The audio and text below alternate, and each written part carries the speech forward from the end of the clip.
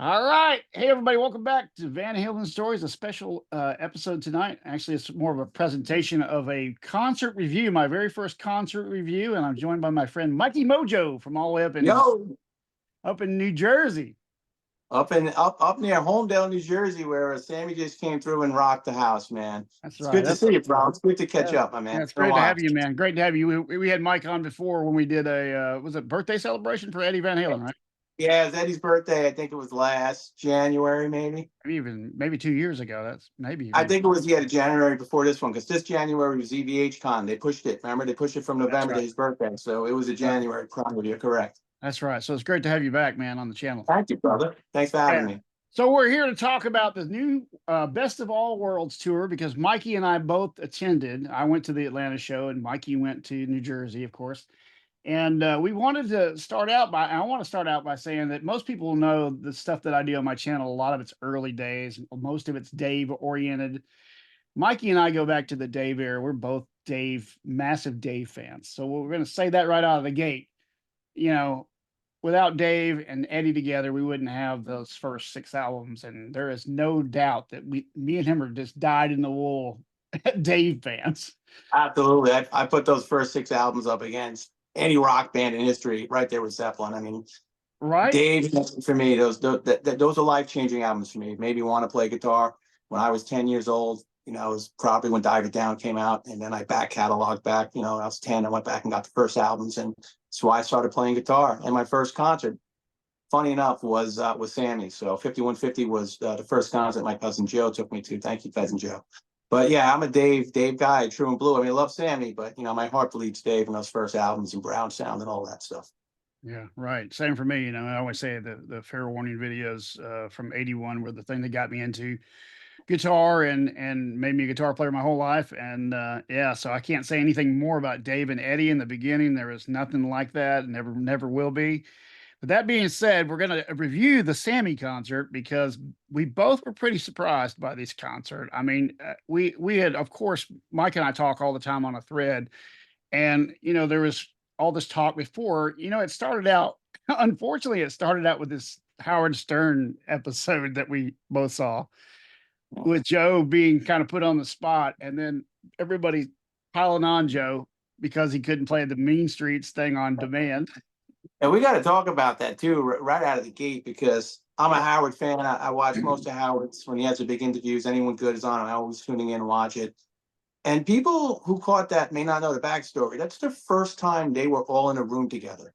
Granted, Joe played in Chicken Foot with Sammy, and Jason plays with Mikey on the circle, and they do stuff. But them in a room together was the first time on Stern. They hadn't even rehearsed these songs. Right. So I kind of think Sammy put them on the spot. I think the promotion for the tour was pushing Sammy to get on the radio, get on Stern, push this summer tour out and start promoting it. They probably should have just did an interview. They should not have played live. With that being said, when Howard, or was it Sammy, I think Howard asked him, what's the hardest thing Eddie ever done for you to play? He was more like answering a question like, this is the hardest thing ever. It wasn't like he was trying to play it. And everyone knows how difficult Mean Street. I can't play the intro to Mean Street. I know the notes. I can't do it.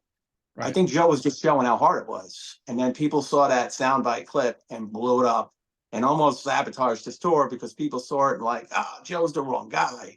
This is going to be terrible. I'm not going to see that. And then the internet blew up, and you could take it from there, Jeff.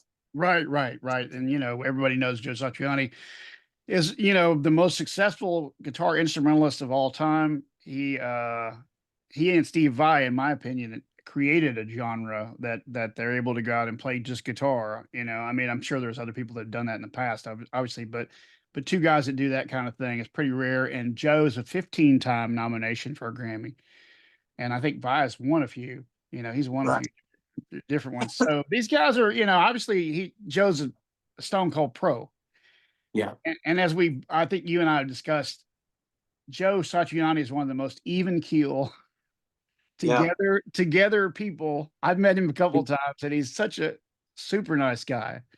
Yeah, for his talent, super humble dude. I've never met him in person, but any interview I've watched, a live performance I watched with him, ultimate professional, totally humble guy. Seems like I think he's from Long Island. I'm a New York guy. I'm an East Coast guy. So I've always had a special place in my heart for Joe. And I knew he was going to be great in this tour. I didn't discount that Stern interview. I'm like, he'll get familiar with the songs, he'll get comfortable with the songs, and he'll do it tastefully. And as we get into review the show, it's exactly what he did. He did the Ed parts true to Ed. I'd say it was 75 to 85% Ed accurate, but also with Joe's touch and flavor and his passion and his homage to Ed. So, that him bringing his years of experience and talent and professionality to the songs and his take on those songs was really cool. And he didn't want to mimic Ed and do Ed, right? But his tone and his sound, which we'll get into, was spot on.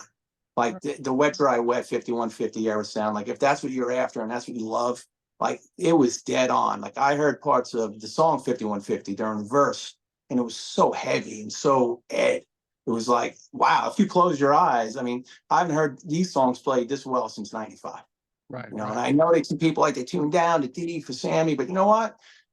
Maybe a musician noticed that a little bit, and some of the songs don't have that same punch, maybe, but like it's in Sammy's wheelhouse where he was hitting the notes. I'd rather hear that than hear a guy struggle or put a track on. These guys are playing live. Listen to the harmonies with Mikey and Sammy during the show. I mean, it is like Judgment Day harmony, amazing. Best of both worlds. Every song, like Good Enough. Good Enough was like the album. Like it was, and they opened the show with that. Cold. Right. Impressed me. I want to go back and see the show.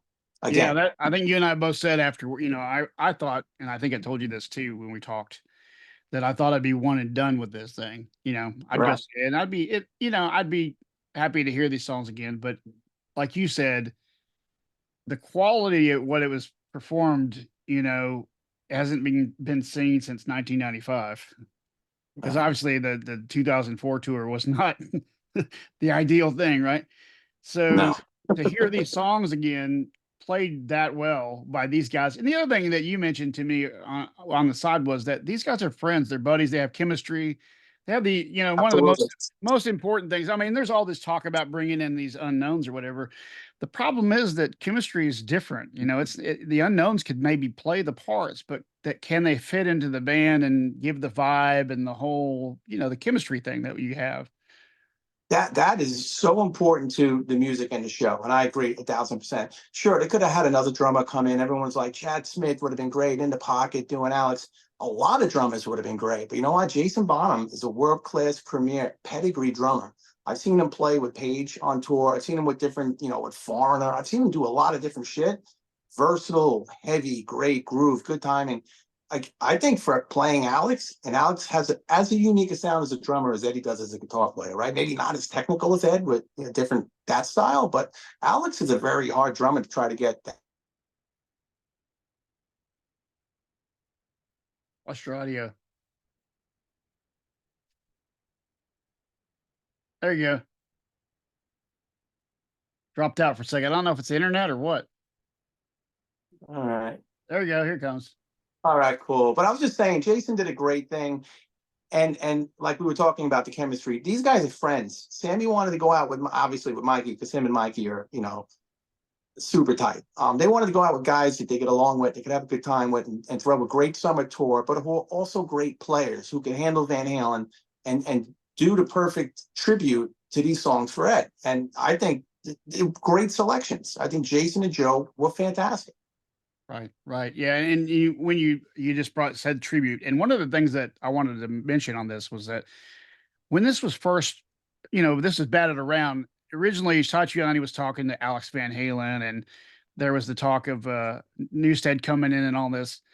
And so that thing was going to be a tribute, right?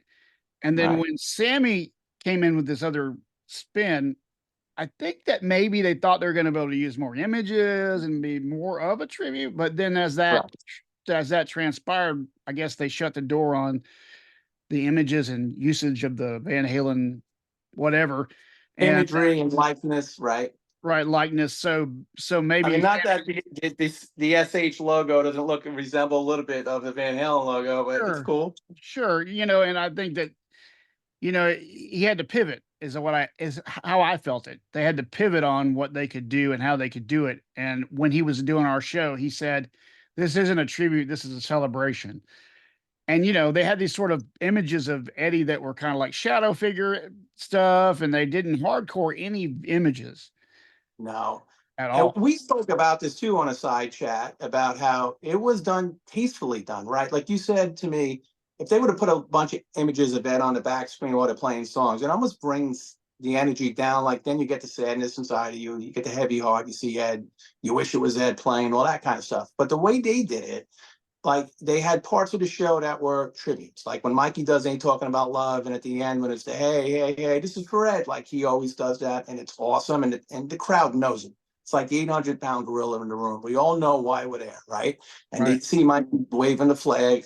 That's why I tell all my friends, if you're a fan, Dave, Sammy, whatever, go to the show. It might be the last time you hear these songs live with great players, right? I don't know if Sammy does this again. Maybe he does. He just turned 76.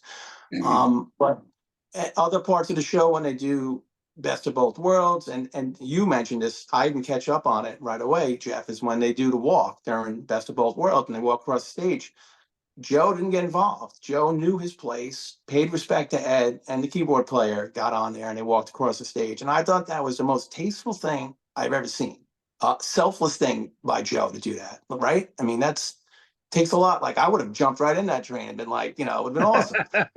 Right. But Joe, Yeah. that's how professional he is, and that's a class act. That is just character, right? That coming from a professional.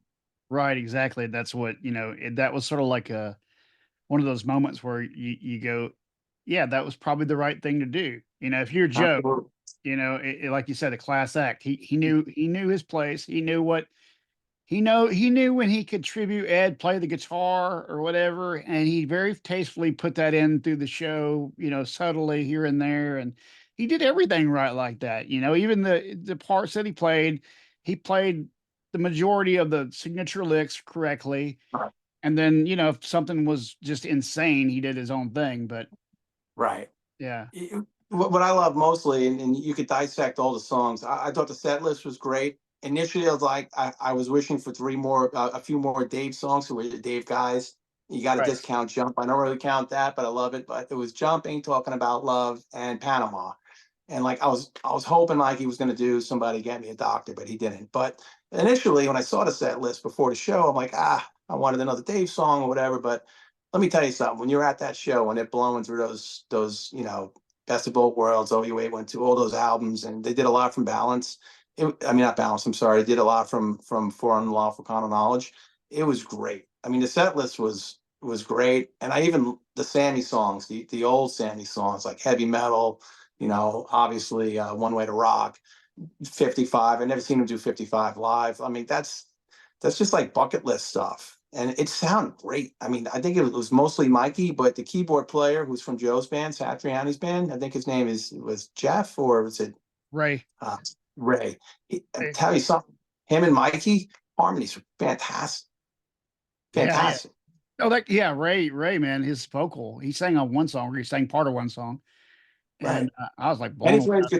plays guitar and keyboards. Yeah, I was blown away how good he was. And I just, that interview that you put around today, I think I listened to it where he said Satriani was the one that said get a real keyboard player, and he wanted it all live, no backing tracks. And so That was great. he made sure that they had somebody playing, and that was cool, because they needed the actual extra help with the vocals so Sammy could deal with all these songs, man. He couldn't sing Dreams, I don't think, right now. It's No. way And, out of his. and and people also forget, this is a summer tour. This is a grueling summer tour. Like the East Coast this has been one of the hottest summers on record. And they just came up the East Coast. I mean, the night I went to the show it was 90 degrees. Sammy just turned 76. He's getting it done, bro. Granted, they're tuned down to D, I think, but I mean, he didn't miss a note the whole night. And I mean, and this was he played 2 nights in a row. He played Massachusetts the night before mine, so I was a little concerned with back to back.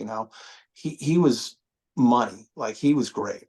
I was impressed, thoroughly impressed. As impressed as I was going to see Mick Jagger a few months ago, just turned 81.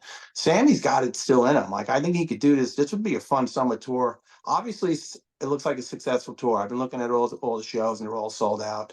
And the quality of the shows, and we were talking about this from the beginning, it might have been a little rough or a little bumpy out the gate. I think some of the tempos in the songs were a little bit slow, like 5150. A lot of people were When Love Walks In was a little slow. But I think now my show was the 8th show in the tour. Now they're up to 10 and 11. I think they worked it out, and Joe and Jason are really comfortable with the songs. and they actually sound great. So my show, like, I don't think I heard a bad note the whole night, which was impressive. They did You know, 22 yeah, songs, yeah. 24 songs. The only thing that happened at our show that or Joe had a misstep was he started into Summer Nights, and Yeah, you remember he was talking about having to know where the volume control he had to have the right kind of volume control so he could see the numbers, right? right. Oh yeah, he mentioned that on one of the interviews I watched. Yeah, Yeah, so that he could turn it down to the right number so that when he had the right thing. And the one thing that non-guitar players, I mean, there'll be a lot of guitar players that watch this, but even guitar players, Summer Nights, if you don't use the trans trim, you have to play it in a crazy position to play it yeah. well. And he was playing it like in a normal position, trying to manage that when you don't normally do that with you do it with a trans trim. And he did a great job of copping it without having to, do the trans trim thing. And so Right. yeah, I yeah. was impressed. At my show, he did it flawlessly, right? Some guy uploaded the whole concert on you. I mean, I put a lot of videos up too. A lot of people are giving me shit, laughing about it. But there's a guy, if you put up PNC Homedale, my show, July 27th, some dude had a great like pro angle and he put the whole show up.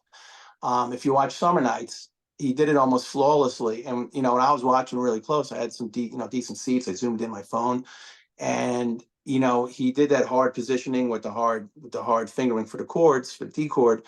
And then what impressed me was after the solo, when he went back into it, and then at one part he had his, he's got the sustainer on most of his guitars, which is awesome. He hits his harmonics, and they sustain forever. And he does like these crazy swells and these dives. And he went from finger picking to the pick to the sustainer to the harmonic right back in. Like it was awesome. Like he'd miss a note or a beat. And you know what?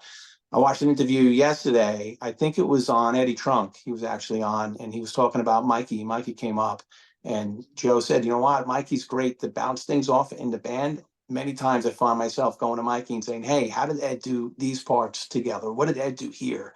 And he's like, "Mikey's just been a wealth of information for me." So I like that Joe did his homework, and he's still doing his homework, and I think he did a fantastic job again. So the tone. His sound was phenomenal. You got to hear it in person. Yeah, it's totally different than his normal thing. Yep, yep, it totally is. I know he had two rigs. I think he had a rig for the older songs, like the '84 songs, like Panama, and they talk about love. So Mhm. he might have had like a plexi type rig, and then he had the wet dry wet rig, and that was my favorite sound because the majority of songs at night, obviously, were those. But like when they opened with Good Enough, and like during the pre-chorus part when he throws the flange or the flange phase on, and he's doing those arpeggiated notes up the neck, God, I mean, it was as good as Ed did. Like I haven't heard anyone play it like that ever. Like the tone, the sound, the notes, it was crystal. So Yeah. like that, I was like, wow. Like I was listening to it live and just going, this is fucking. I got to come back and see the show again if I can. This is great.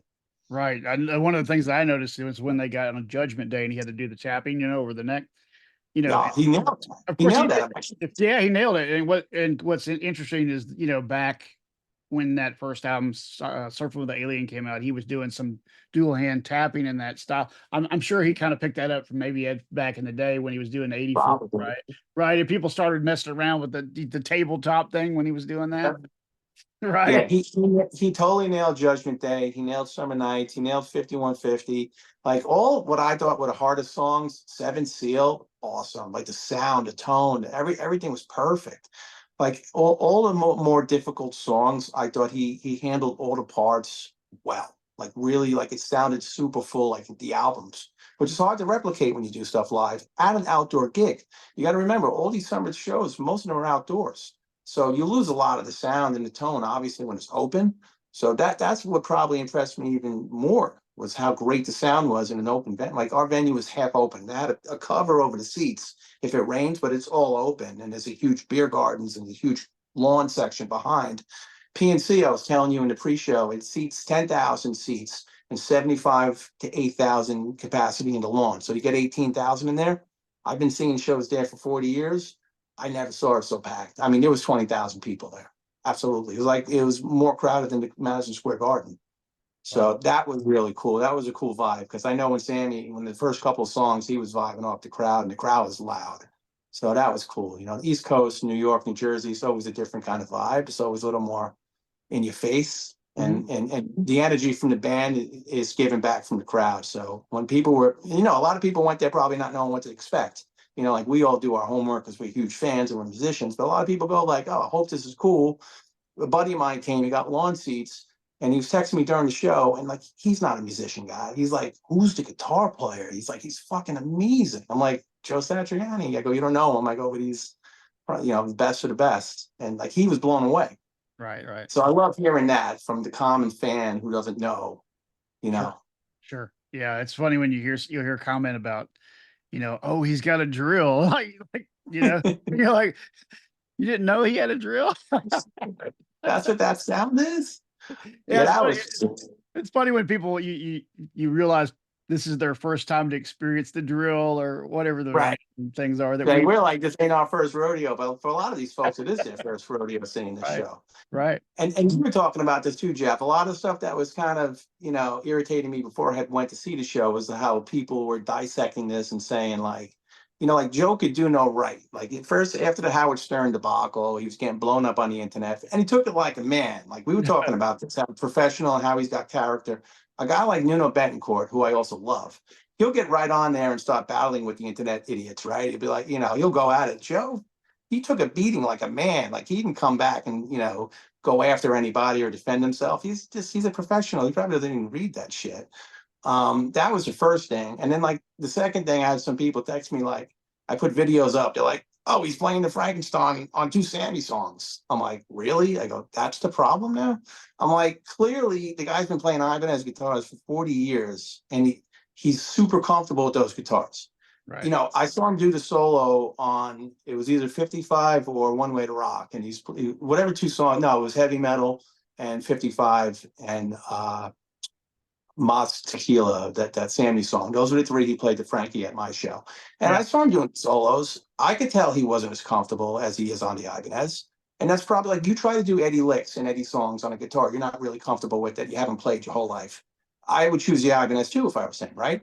So just the fact that he broke the guitar out and did 3 songs with it, paying homage to Eddie, it was great just to see that guitar on stage, right, with Sammy. Right. People still had a problem with it because it wasn't a Van Halen song. It's like, I mean, these people just don't get it. Like, you know, do you want them not to play the guitar? Like, I don't understand.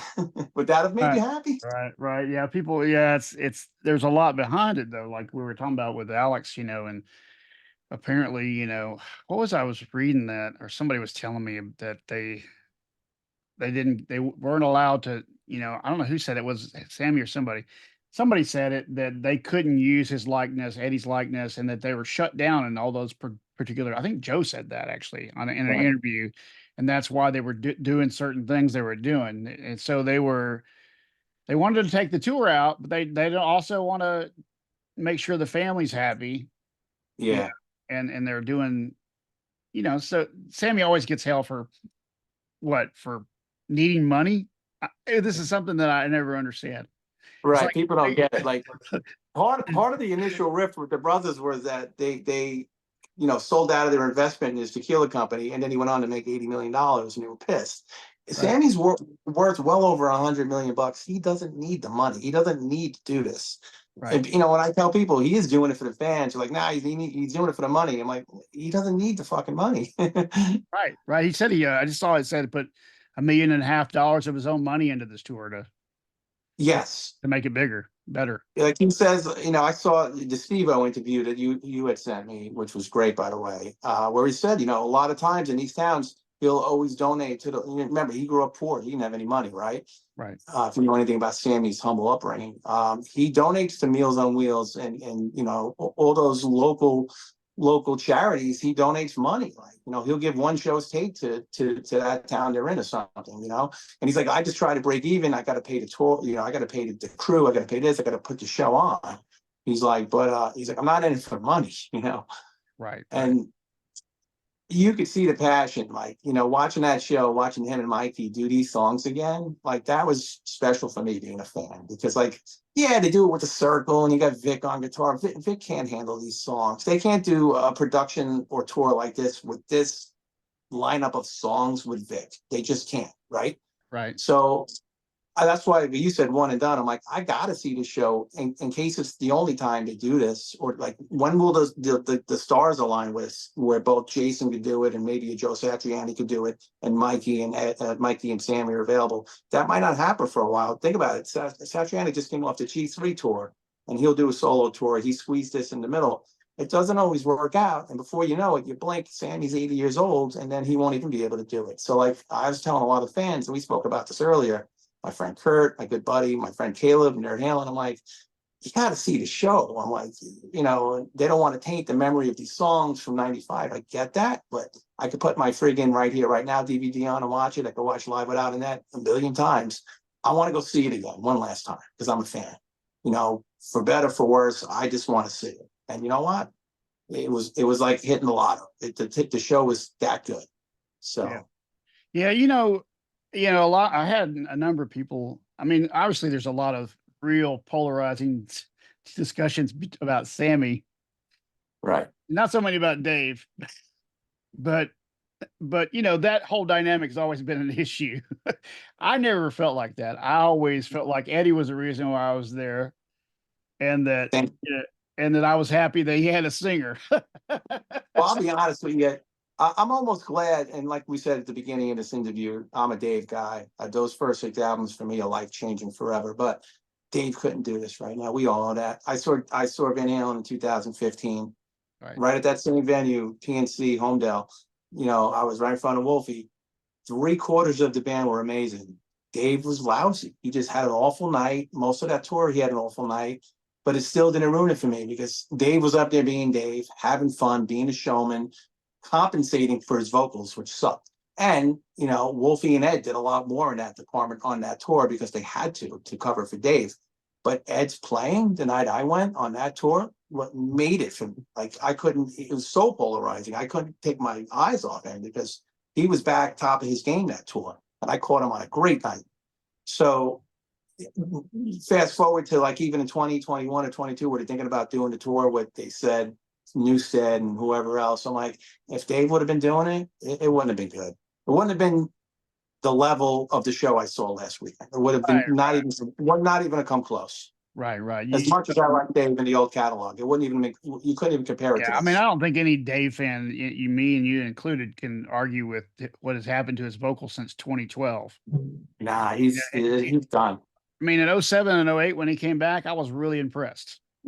I was like, and of course, Eddie was having problems in 07, but when 08 came around and they both were kind of finally on the same page or doing good, to me, that was like the best since the 80s that I saw. Right. Yeah, and I think Ed, admittingly, wasn't really sober through half of 08 tour, or was it the beginning of the 12 tour? That's when he really got sober. The first tour he was sober, but he wasn't sober. But that his playing on 12 was a lot better. He still wasn't really taking the chances. Like that interview you did with Phil X is always like, Phil X nailed it, where he said like Ed was great in 12, but he still wasn't going for it. Like old Ed. Like he still had like, a little hesitation with certain things. In 15, it does the best of the reunion shows. His playing, not Dave. Ed's playing was for me on 15. Oh yeah, man. I say this every time the last show, 15 in September. Dude, the sound outside was so good that night. And his guitar had never sounded better to me ever than any show I'd ever seen. I've probably seen 20 shows. And I'd always been in an arena. This was outdoors. No roof. And his guitar, man, I was telling my wife, it's like that still, I gotta have one. Right. Like if that's what it sounds like, my Lord, I love it. I think I saw him, it was August 9th or August 15th. I forget. I think August 9th I saw him in 15 at the same venue, PNC Art Center in Homedale. Half open, had the roof, but it was open. And the majority of the show, he played, the Relic EVH, the white one. It was awesome. And I think that show we got during I'll Wait, he broke out. Was it the Star? The Star was a special guitar he broke out for our show. And then he got the very next show in Camden, New Jersey, he got the Rasta. Who made it for Matt? Was it Matt Smith? Yeah. From Music Craft? Yeah. Yeah, so he got it the next show. I just missed that, but we had the star, which was cool. But the majority of the show, he played the white relic Wolfgang, and I agree. His tone and sound, it was loud and it was raw and it was aggressive and it was great. That Yeah. was the best live I've ever seen him. Granted, I saw 5150 was my first show. I was Mhm. 12, right? Right. And I wasn't, the guitar, I didn't know tone back then, wet, dry, wet, brown sound or anything. I just knew that Eddie Van Halen was God. But being, Right. being older in my later shows, I agree with you that that last tour was the best. His playing and his sound and his tone was the best I've seen him since I remember being 12 years old. So Yeah, for sure. That 15 tour. glad Thank God we had it. We had that tour, man. I almost didn't go to that show. It was crazy. Wow. Well, Right. that Right. tickets last minute. Then I almost didn't make the show. It was a whole big thing, but I went. We made it, and I at that time you didn't think it was gonna be the last one, right? He looked great. I was like, wow, he beat it. He looks awesome. I had no idea that would be the last time I ever got to see him. So thank God I went. Yeah, it's crazy, right? Because he did look awesome at 15. He did like the whole look with the salt and pepper hair and like he had the beard and the goatee or whatever. He just looked badass. Like it was the best of all the newer tours. I like that look for him because it was like he came into his age. Like he looked like it wasn't like he was dyeing the hair black like a lot of these guys do and keeping it long. He just looked like sophisticated aged Ed, but still kicking ass. Oh yeah, yeah, I agree. That was the year I met him at the Smithsonian, so that's what he looked like. He still looked like Right. that, at that Yeah. particular thing. That's why I have the behind me up on the wall back there. You kind of see the covers from Guitar Worlds that year in my picture with Ed because it's the same. It pretty much looks the same. Hey, do you want to get into the whole VIP package and the Yeah, let's, whole? let's talk about it. Talk about your Yes, experience. absolutely. I got some of the things here if people, weren't into VIP or get the package. So when I got my tickets, I knew I bought them in the Sammy pre-sale. I got them in the Sammy fan club pre-sale. I had the code, it was like red, you had to put in. So I got the tickets early and I scored 12th row, which was amazing. I didn't pay an arm and a leg for the tickets. Whoever the VIP tickets were, 3 and change or whatever, a little close to 400 maybe. But I think it was worth it because I thought this would honestly be the last time I got to see something like this. So I said, if I do one cool summer show, I'm going to go all in on this. So I got 2 tickets. And then, I had seen VIP shows in the past at PNC. I think the last one that I actually got VIP tickets was Motley Crue and Kiss, which was like probably 2012 or 15. And Mhm. I remembered that, oh shit, I had a lanyard and a t-shirt, but I think I got it at the show at that time. So I bought my tickets, and a few months later, I get an email, right? June 15th, I get an email, and it said, congratulations, VIP holder. Hope you enjoy your experience. Here's your redemption code. Put your shirt size in, and we'll send you something. So I'm just thinking I'm getting a t-shirt. So I filled it out that day, sent it in, two shirts for me and my wife, and kind of forgot about it. And then a month later, it came, July 15th. So it was like 4 weeks. I got this package. I was like, oh shit. And I opened it up. I'm expecting t-shirts. And then these really cool hockey jerseys came out. Yeah, that's So, cool. I mean, right? So, and like high quality. I mean, these things are really cool. It's got the Sammy patches up on the top. I think it's got all the names, Sammy, Mikey, Jason, Joe. It's got, the Sammy Hagar Van Halen logo thing there. It's, high quality stuff. So I got 2 of those. They send you your like VIP pass memorabilia tickets, which are cool. They're laminated. You got the lanyards, 2 of the lanyards, which was cool. Red Rocker koozies, got 2 of those, and two beer openers, which I thought I had them, and 2 beer openers they gave us. So you know what? Pretty cool package. And then I saw, a few folks in the community didn't get theirs before the show, and they were like, I guess they had issues with it, or maybe they didn't receive it yet. But when I got the email back, it said, you'll get this package a few weeks after your show.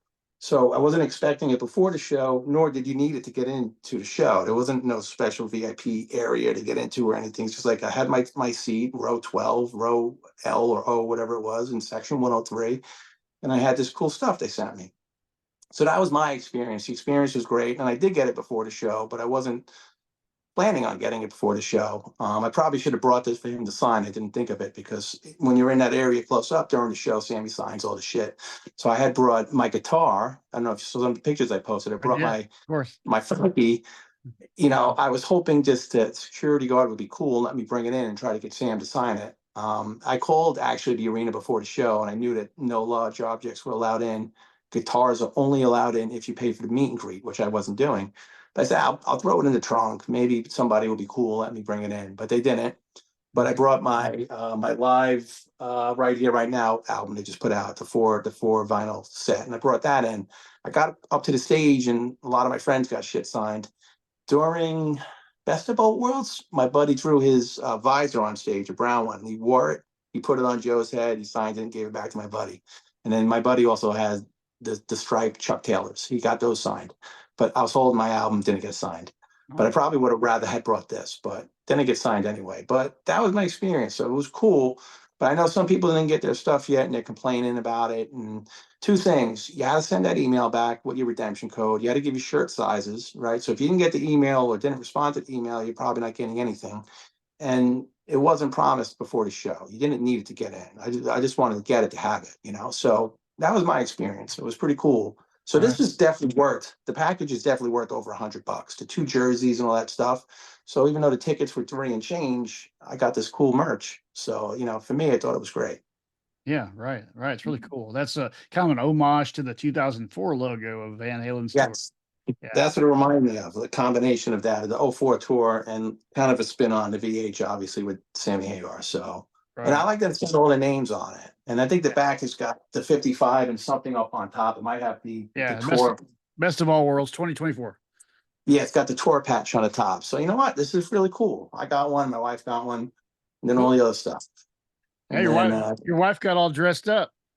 yeah, she did. Some more goodies. That's awesome. She she had the EVH store, red, white, and black striped leggings. So she wore those, and Right. I had the funky. So we thought, when I brought the guitar, we were like, at least we'll get a cool photo there. Who cares? If you bring it in, you bring it in. It gets signed, it gets signed. If not, and then a buddy of mine had the really cool, huge poster from '84, the big Ed poster, Yeah, yeah. and yeah, it's really sweet. So it was he actually had that poster from when he was a kid, so he brought that, and I Wow. lost him during the show. I don't know if he got that signed or not. I got to ask him, but he was trying to get that signed. So we took a couple photos with that really cool poster. It was huge, black and white.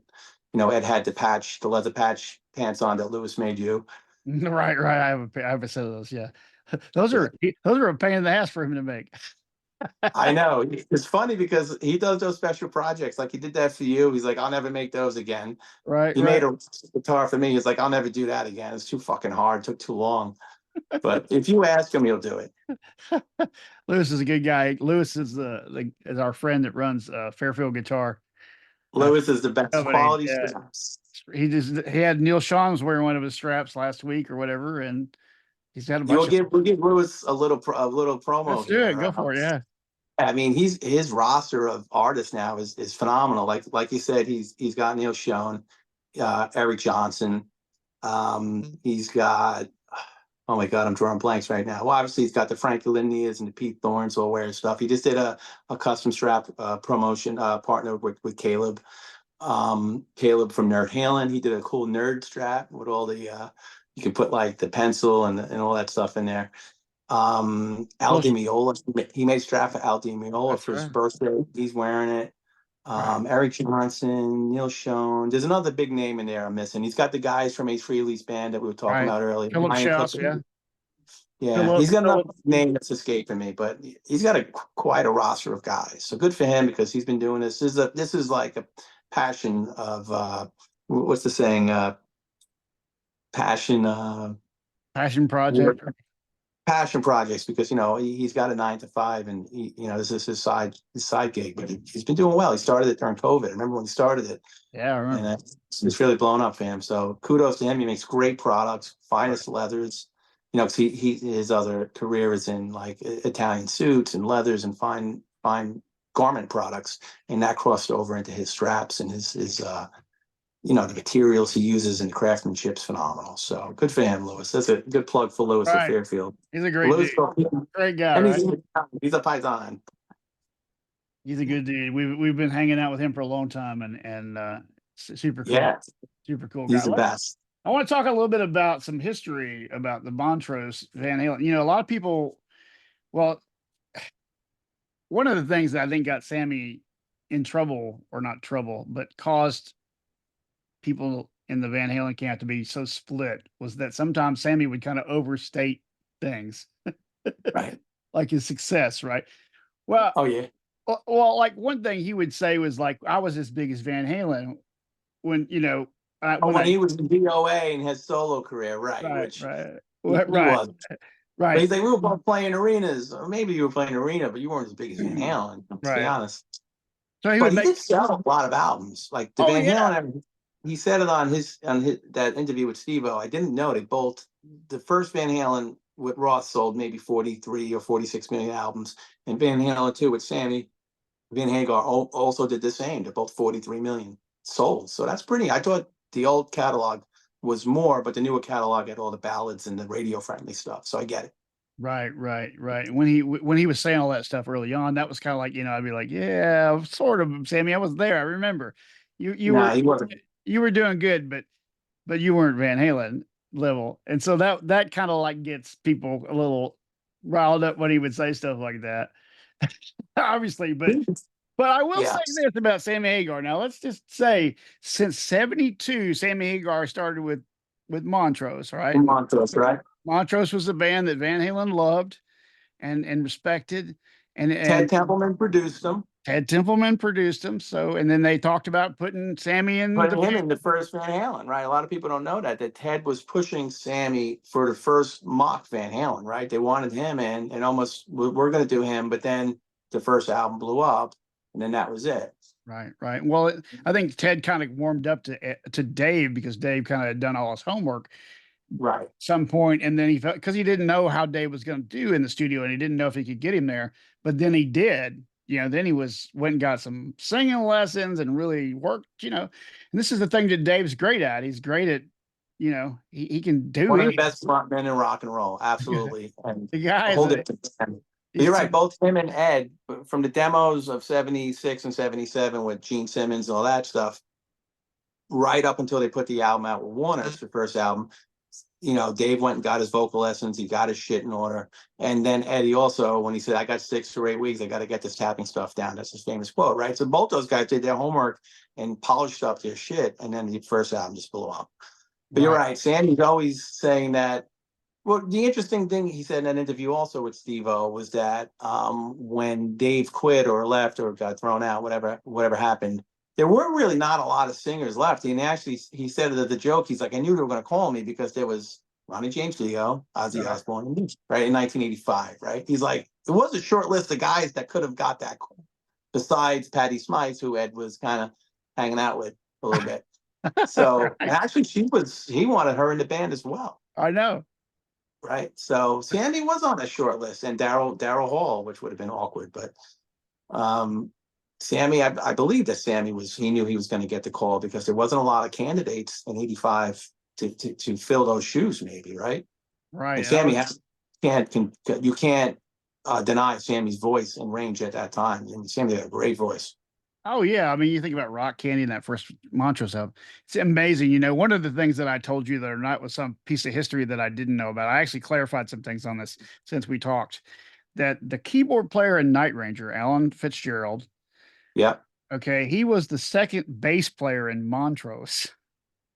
Now, this is, as far as I know, that wasn't a version. People in the comments can clear this up because I hadn't gotten into that. But as far as I know, the second bass player was after Sammy Hagar left. Okay. I'm not positive on that. Anyway, Alan Fitzgerald joins Night Ranger later after being in Montrose. But then he ends up being the guy behind the curtain playing the keyboards for Van Halen from, I never did. I want to say maybe like 91 through 2004. I never knew that. That's Yeah. amazing. That's Yeah. amazing. You can look it up on Wikipedia. That's what it says. So, I mean, Yeah, that's I believe it. it's probably accurate I because I mean, knew they were doing that. think of the timing. There was no, like, now guys play the tracks all the time. Motley Crue, like that. Nikki Sixx, they say, isn't even playing, and obviously, the chubby guy doesn't sing anymore, Vince Neil. So, or when he sings, it's terrible. But all these guys play the tracks now. But in 1991, there was no such thing as tracks. You had to have a guy behind the curtain or something if you wanted to have more layers or more sound to be full, because they just didn't have the technology back then, or if they had it, it wasn't really. I didn't hear it at much shows, or I didn't hear about it at much shows. There's the guy behind the curtain. Yeah, remember when Eddie came out in '84? He played the jump solo on the keyboards Yeah. because he could. Yeah, I do. We watched that Donington special when that came out in '84, right? Was that the Monster of Rock in Donington? Yeah, yeah, Um, him and Mikey were both playing keyboards, which I've yeah, never seen that in any footage, right? And then he did the solo on the keyboards. That's what that footage is wild. yeah. So cool.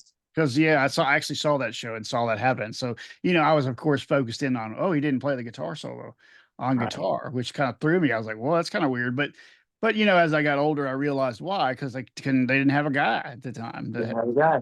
There and was a guy behind the curtain. right. So that was an interesting fact. Of course, we know about the, like we just talked about with Ted Templeman and all that.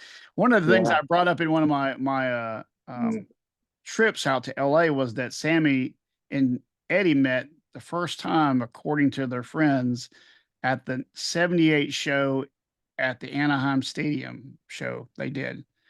Okay. And I think Sammy was the first act on. And Sammy and Eddie ran into each other. And one of his good friends that's been on, Tom Broderick, was the first, sound man, said that Eddie and him ran into each other. And Eddie asked Sammy, why don't you play guitar in Montrose? And Right. Sammy said, because Ronnie doesn't want me playing guitar. So this is Eddie and Sammy's very first run-in together.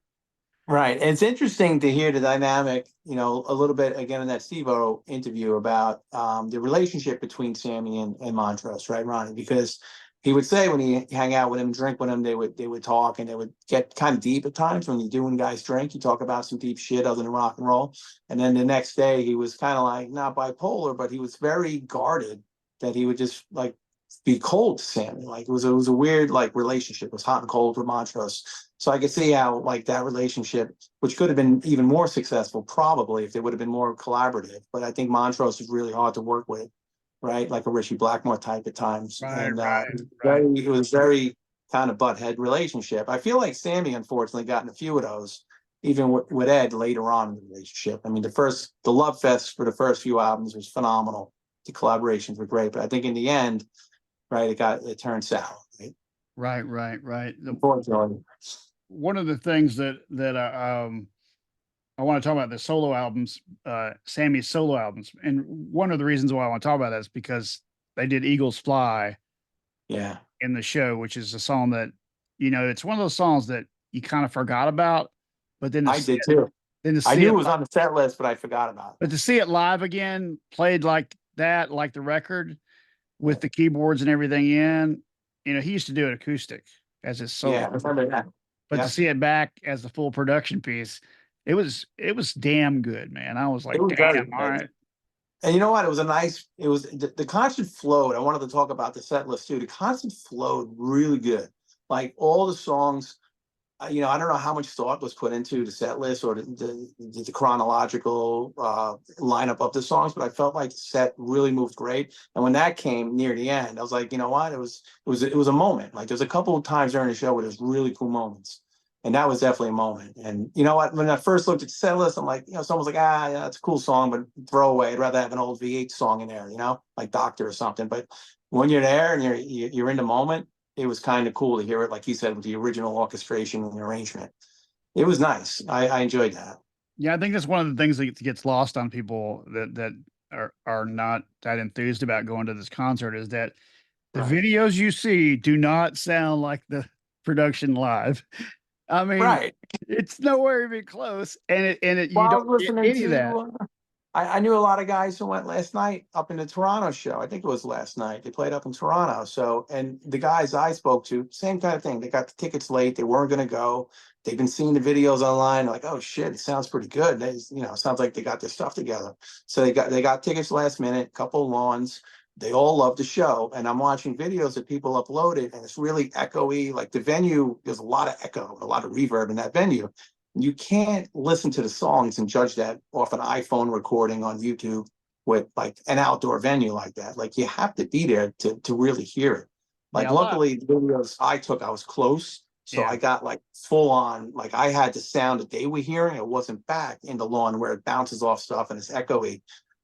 So a lot of the videos that are online, the audio doesn't sound great. So you cannot go by that. Right, right. And another thing that happens with, you and I know this about both being in bands and being in front of live PAs a lot for ourselves, is Right. that the louder something is, the less you notice detail. Like if it was a Yeah. little pitchy or whatever, you don't notice this stuff at all. And it sounds so different from that perspective that it's like seeing a different show. I mean, it's that much difference. And, when I cringe when somebody posts a video of us playing somewhere, because I know it's Right. going to sound like crap. And I'm like, if it happens to sound decent, I'm like, woo, at least sounds okay. Jesus. Yeah. Well, that's the thing with a lot of these shows. I mean, a lot of these bands now, I mean, I'll even say Def Leppard. They're on that big arena tour, the stadium tour, the last couple tours they've been doing, and they sound great. But I'm like, how much of this is actually live? I mean, you hear the harmonies, you hear the guitar parts. I'm like, there's definitely tracks in there for sure. And that's the one thing with the show. It's live. Like everything is raw and everything is played. And that's having Joe's keyboard player was key. Like he fills it up so much because he sings, plays keyboards, he plays guitar. But it's just nice to hear instrumentation live again. Like I feel like a lot of shows I go to, it's 50-50. Like this Well, yeah, track's they're running, they're always running sequencing software to run not only, if they have supplemental stuff, they're running stuff that controls lighting and all kinds of different cues. So right. as far as like having whatever you want on the screen to sync to what you're playing, you've got to have all this stuff connected. And that's one reason why you've got to have a track. It might not even be instrumentation, but it might be that you have to play that to that time code and that Right. click. It's a program, it's software, right? It's got to trigger each other. And yeah, they're all triggering each other. So people may not realize that sometimes just to see the things you're seeing tightly integrated like Def Leppard does in their show, they got to have that going on. There's some degree of that.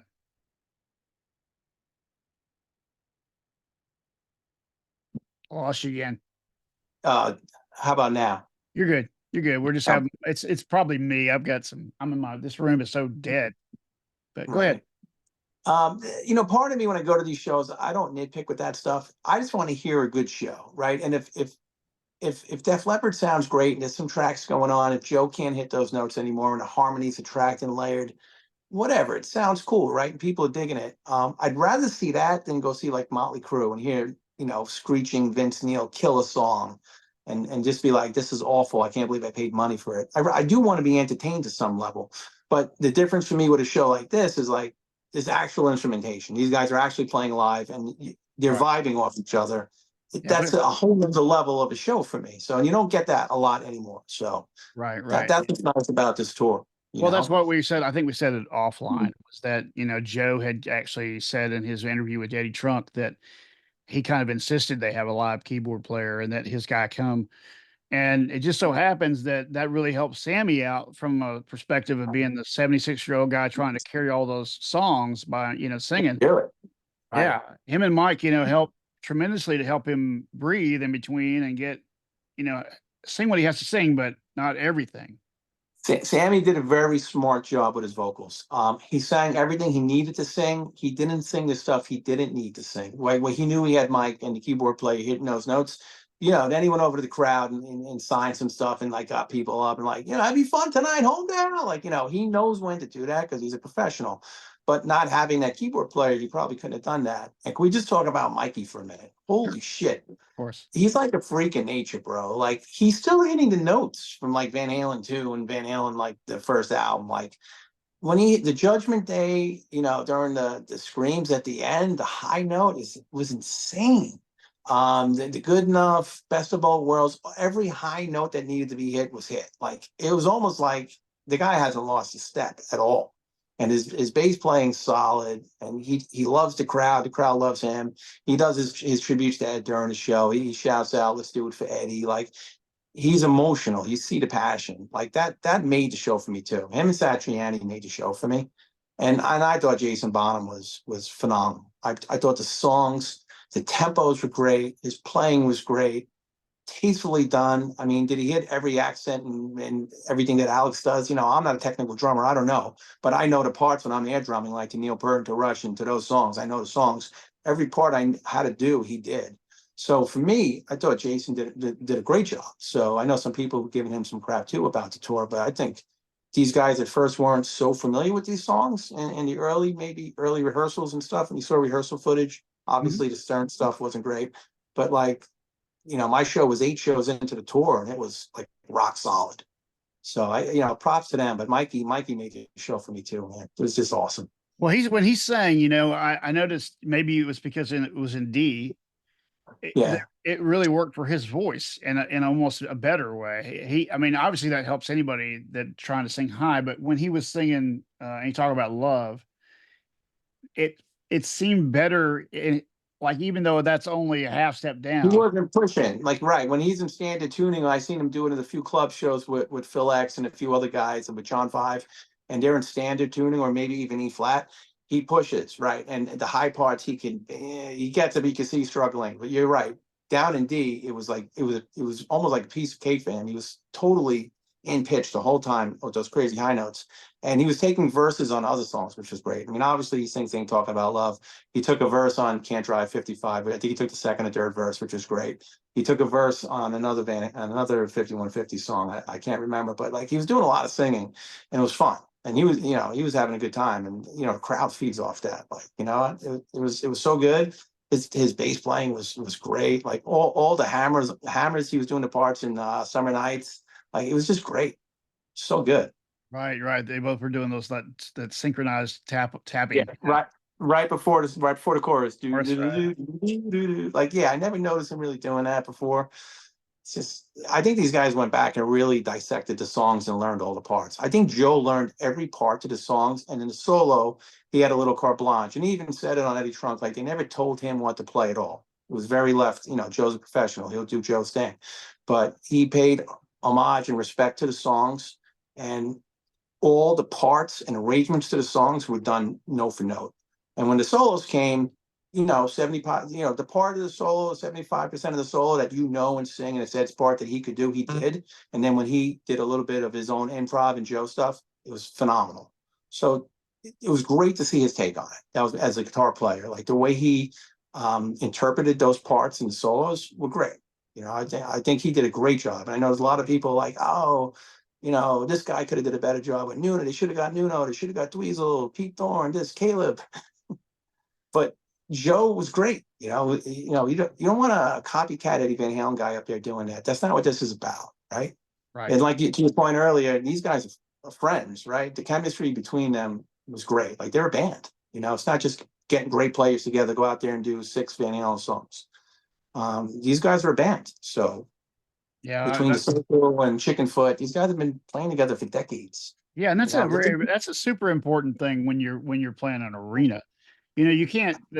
I always think about this. With a young player, it's like there's a thing that happens after you have 20 years in or whatever, where you can walk onto a stage of that level and be able to handle the pressure of it, to be able to read your guys, read the situation with each other, because that's half the battle. A lot of times is being able to read each other.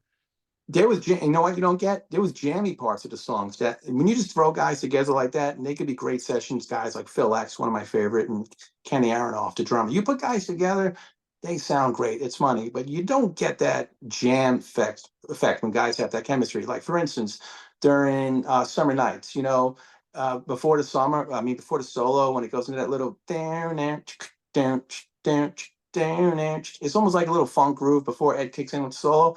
Him and Mikey locked in, and they jammed that part out a little bit, and they were like locked in, like, and that's the chemistry they've been playing together for decades, right? So you don't get that when you just throw great players together because they don't have that playing off each other like that. Same thing with Jason. Like Jason was there when they were doing Satch Boogie. Like I was telling a lot of guys who were giving Jason shit about, he doesn't do Alex well and this and that. There's better guys they could have got. Listen to Satch Boogie. Listen to the rhythm section underneath Joe's solo. I mean, it's phenomenal. He's playing jazz accents and time signatures and this and that, and every cut, everything is money. So like that to me, and a lot of that stuff too was just played by feel.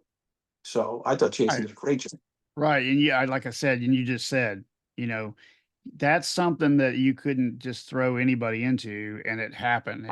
Anybody that plays, any of these guys that you know can play all these things, they know if they play, if they're players and they're out playing, they know how important that chemistry is, and that's something that Absolutely. you just don't get by just being a great player. Right? It's the vibe, the passion is the other part of it. That's why Ed had the whole package, right? Ed had the swing. How many Van Halen guys we see on YouTube who are great players and they don't have that swing, they don't have that something, that special X factor that Ed had. Anyone can play the notes, but getting guys like this who have that chemistry together, it's a whole nother level. It brings it from here to here. Yeah, that's what a lot of people, were talking when there's been a lot of people on here who saw Ed in certain situations where he wasn't with his brother, and they felt Yeah, like it was totally different. And it should be, because those yeah. guys together are what made that weird magic that, and then of course you added Roth's special sauce to that, and Mike being so Mike, solid. Yeah, that's why those bands were great, is because they played those clubs when they were kids and they grew up together and they did all that stuff together. right. I mean, you're talking about, 74, 73, up to 77, playing all those nightclubs together, coming up together, right? I mean, the miles you put on as a band doing that. Like we were in bands, you're still in bands, you still play out live. I Mhm. played out live decades, all through high school, college, up until still getting together now with friends and doing one-off shows. But all those years of playing together, it's your family, and those are the greatest bands, right? And that's why when one member of the band comes out, it really is, all guys are, whatever the saying is, the parts are greater than the sum or something. Of That course, yeah, saying. of course. I mean, yeah, Eddie is it, but like once Mikey drops out of the band or something, or David dropped out of the band, like it's a different band. It's a whole different dynamic. Right, So right. It's getting just like, great I players. mean, you can say that, and I love Wolfie and I love what Wolfie's doing. Yeah. But when you pull Mike out of that situation, you lose that piece of the Yeah. chemistry. And not that it was ever bad with Wolfgang, Never. just different. It's just a different Different. thing. Yeah, it's different. So you have to think about that and how that affects things. A lot of people who aren't musicians and who are huge fans don't realize how much of the Van Halen sound in those early first six albums were Mikey, right? The harmony, that the Van Halen sound, besides Ed and Alex, was Mikey, right? I mean, those bass lines are great. I mean, there's some disagreements on what was played by Ed later on, but Mikey played most of those songs most of the time. Mhm. And his harmonies, because he was a singer originally, right? That's the Van Halen sound. That three-part harmony with Dave, Eddie and Michael, you know, take the chorus and run on with Devil and you break it out. And Rick Beato does those great, why these songs are great. And you break out that harmony during the chorus. You can't, you can't recreate that. Right, right. That's the special blend of vocals that, you get by your natural sounds. And Mikey Right. happened to have that right thing, that Eddie had a nice warm tone and Mikey had that top tone, and the way that Roth sat in the middle was just, one of a kind. Great bands have that. Like you get the Brothers Gibb, you get the Bee Gees, and the way their voices laid on top of each other. The classic Eagles lineup from Hotel California. The way those vocals lay on top of each other, the way those voices stack. Crosby, Stills, and Nash. David, Michael, and Eddie. I mean, that's what makes it so special. Besides all the instrumentation, like that's the extra, X factor that you can't just put any player in there and think Right. like, oh, drop this guy in there, it's going to sound just like Ed. It'll never be like Ed. No matter, that was a joke I had when this tour started and everyone's saying, this guy should do it, this guy should do it. I'm like, you're set up to fail because it's probably the worst gig any guitar player is ever going to have, because no one's ever going to sound like Ed. Nobody could do it, right? Nobody could. So right out of the gate, it's like a horrible gig to get. So why not get a guy like Satriani, and like these guys are all friends. We talked about it, and they all play together. So you know what? Joe's as good as guy as anyone to do this. So just put him in there, because it's not that it doesn't matter, but no one's going to fill that spot. So it's kind of irrelevant who you put in there. No one's going to do it. So do it with a guy you're going to have fun with, who could do it tastefully, who is a great player, right? So that's why my whole thing with this tour has been, if you want to hear these songs again, maybe for the last time, with great players who have great chemistry, this is the tour. So Right. that's my Right. sound. I mean, you think about it. I mean, who else could they have got? I mean, Nuno, but Nuno didn't have the history with Sammy and Mike, and they didn't have any kind of connection there. And could you gotten Chad Smith? Well, maybe, but Maybe, right? The right, Weasels. people threw around, and Pete Thorne. You know, I don't think Pete Thorne is a big enough name to draw a ticket. I mean, granted, Sammy, they don't need. You know, maybe the tour doesn't sell out if you don't have a big marquee name like a big guitar player like that. I don't know if Pete Thorne is in there. You do a great job, but do they sell tickets? I don't know. I think Satriani's a big name. Been around for 40 years. That's a 40 lot. years. That's a ton of Yeah. momentum, and a ton of fans that he's created over that 40 years. And there's a lot of guys who are like, I never seen Satriani live. This is great. So that's the selling point, right? Of course, yeah. So, I mean, I just don't see how you could really get much better lineup. I mean, Bonham's an awesome drummer, and I thought his kit was really cool. Very almost Van Halen-y, right, with 3 kicks or whatever it was, and then his father on the front of him as a tribute. that's what yeah, he said that in one of the early interviews, the clips from rehearsals. He's like, you know, I'm doing my tribute or homage to Alex. He's like, I'm going to get the kit. He's like, I'm going to load it up, did 3 bass drums. You know, he set himself up with the tools he needed to sound as close to Alex's sound and replicate it. And to me, that's a lot. That shows that this guy put the time in and paying the respect to a guy like Alex Van Halen, knowing he's a world-class drummer. Alex is one of the most underrated drummers in the world, right? Because he's always in Eddie's shadow, but he truly is such a unique sound as a drummer. I think Jason did a great job, and then to throw his dad on the drum heads on the bass drums was awesome. So it was really cool to see that, and I thought he sounded great. I thought he really did an awesome job. Yeah, I did too. I really enjoyed what he did and all that stuff. What I was going to say about these Sammy solo albums in the early days, you had Standing Hampton, which was of course one with One Way to Rock, One Way to Rock, which yeah, was Van Halen played it in the first tour together with Sammy, which was awesome, right? Of course, you had VOA, which is 55, and a couple other hits that were on that 3 Light Box. Yeah, I'm just gonna say that, like when he put what's the song he does with the Wobbles? Mas Tequila, right? Mas I mean, it's a Tequila. cool song. It's fun. He's pouring out tequila. Everyone's having a good time drinking. But like, I would have rather heard 3 Lock Box or something like that, or some Rock Candy maybe. Or he could have done Your Love Is Driving Me Crazy, and then he did that. What was the finals on Space Station or? Yeah, they did the medley with Jump, Space Station, and the Chickenfoot song, right? You know what he did? I wanted to mention to you the night after my show, which was Ohio, and before Toronto, they did Cabo Wabo. Now, I just saw it on the set list. I got to go and pull up some footage on it. I don't know if they played the whole song, or if they did a medley or a jam, but dude, that's cool. Wow. Yeah. I was wondering how much they were going to switch things in and out to to the tour. Yeah, I've looked through most of the set lists. That's the only little change. So those people in Ohio got a treat, which is cool. But you know what else I liked when he did his old VOA songs? He broke out that Red Explorer. That guitar was hot. It was really cool. Yeah, He sounded great too, dude. He did a bunch of leads and a bunch of licks. Sammy could play still. He could play. He got 76 years old. Dude, he could play. And it was hotter than hell in Atlanta, dude. It was 95 degrees.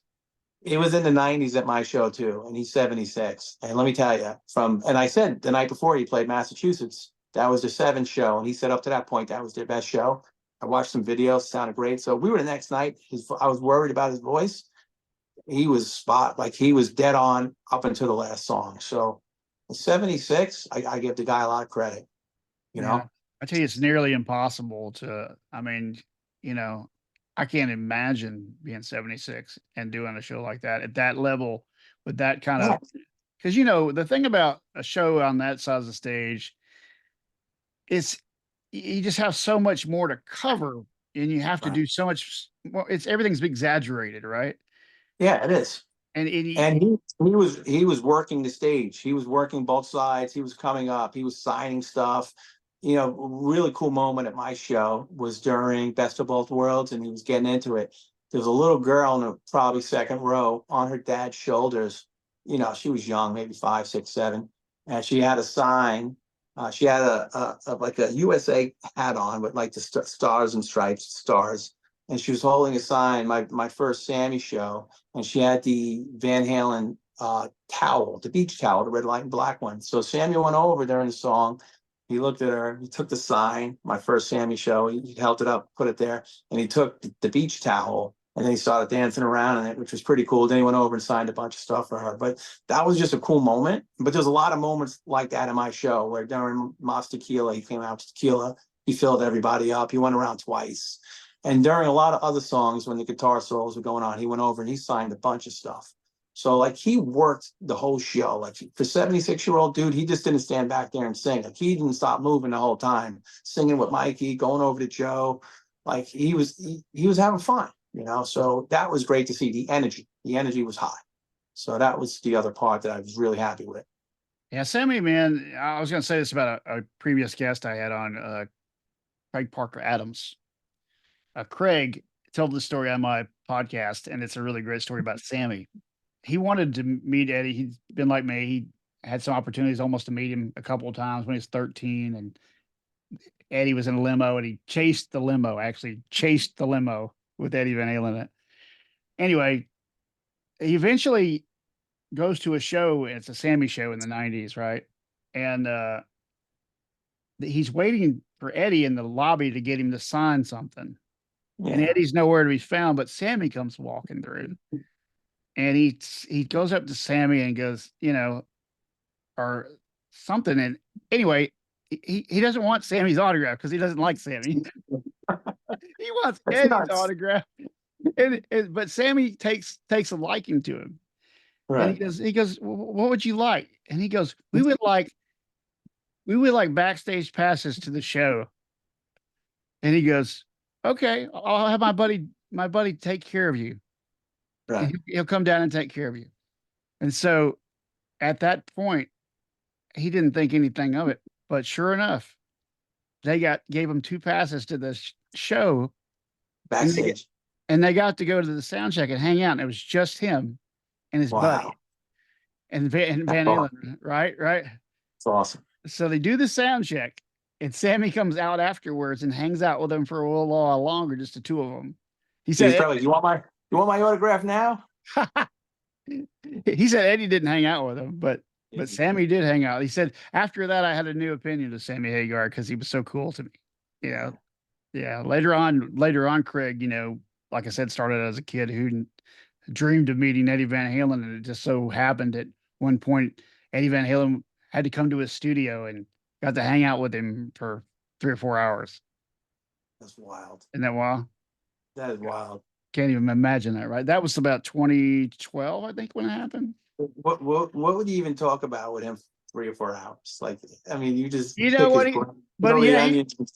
he said, you know, he set him up because he knew that he and this other guy, Mike, that was on, both were involved in getting Eddie the demos of some of the early recordings of their band because he didn't have any. Right. This was the process where they were trying to get material together for the release of Different Kind of Truth. Right. So through Dweezil Zappa, these two guys ended up hooking up with Eddie Van Halen to get this material. And so when Eddie was coming down to his studio, he knew Eddie liked or played Captain Beyond, some of the Captain Beyond songs. So he put Captain Beyond on. And Right. Eddie came in and he's like, hey, we used to play some Captain Beyond. And it broke the ice, you know? And yeah, they That's just cool. hung out, man. And he's like, it was pretty wild, you know, right? That's a cool episode. Him and Mike's episodes are so cool that That's wild. yeah, because they end up both. Mike ends up going to 5150 for a while, like 4 or 5 times, hanging out with Eddie, and yeah, it's pretty crazy, man. I would love to go there now because obviously, you know, since Ed's passing and Wolf had everything cataloged and inventoried and cleaned up, like it's probably really something cool to see now. Not just like guitars and pieces on the floors and cigarette butts and stuff. I'm sure when those guys all went there, it was awesome because it was authentic. It was Ed living in the elements. But I'm sure when you go there now, it's so organized and stuff. It's probably really cool. Because Right. you know, like we talked with that guy Adam from FU Tone, you know, Lewis. I got to go to his shop one time with Lewis because he was working with him on those Frankie Lindia straps and some of the another plug for Lewis, some of the nice snakeskin straps and alligator straps he makes for Neil Schon. So I got to meet Adam in person, and Adam was telling us some great stories about Ed when you met him, you know, at the Met and stuff. And he said that he got to go there with I think it was with Matt Bruck, and they had inventory everything for Wolfgang. And he had books and pages and notes on everything. And I was just like, how many pieces are up there? Guitar, gear, amps, how much? And he was like, 773, and he broke everything out. And just hearing the stories he told us for an hour or two of being there in the room now, since Wolfie kind of took it over, it was really cool. I'd love, like any of you guys who were in that circle, would love to hear their perspective on it. Pre-Ed's passing to post-Ed's passing and stuff. Now it's all organized and cataloged and everything's where it should be. Because when Wolfie was doing the second Mammoth album, he wanted to use Dad's Plexi. He wanted to use the SG from Dirty Movies, right? He wanted to use the Frankie. So he wanted to know where everything was, right? Because he used some other stuff too. So that was the onset of the thought process behind getting everything cataloged and inventoried, because Wolfie didn't know what was there. And then they did it. I think Adam said it took 4 weeks or something to get everything, cataloged in books, inventory. That's a cool process. So now that everything's organized, it'd be really cool to go there and see it. Right. I mean, I can't imagine, man. Like, some of the things that he's got that we all think about. Where is the jump pants? Exactly. And that's what Wolfgang wanted to know. Like, everything's here all over the place, from dad and pop for 5 decades. Where is everything? And that was basically their job. And how Right. cool is that? Right. So Right. that's, and he told us some really cool stories over that time period about when he met him, when he was up there, when he was working with him. He told me one really cool story I'll share with you when he met him at when you went to see the Frankie in the city. That was at the Met, right? Right. Right. Because I said, how cool was that? Being there with Ed. He was working with Ed, because he goes, I had the Frankie and the 5150 in the same room at the same time. He's like, it was mind blowing. But besides all that, what was the coolest moment of that and this and that? He goes, the coolest moment is when Jimmy Page walked in. It's like in the whole room. I mean, everyone's there for Ed, obviously, but he's like, Jimmy walked in. It was like, Moses separated the seas, or God walked in the room. And he said a funny story on how Jimmy came up and Adam saw him and kind of said hello. And at that point, Jimmy didn't know he was working or with Ed. So like kind of paid him no mind, walked away. And then a few hours later, after we saw he was working and setting up the guitars and the gear and stuff, he came over to him and started talking to him, right? And he said that that night at the Met, Jimmy had an envelope. Like, he didn't get to see Ed. Like, he was waiting for Ed, but he had to go. He had an envelope that he gave to, I think, Matt Bruck. He said, this is for Ed, from Jimmy Page. He goes, make sure Ed gets this.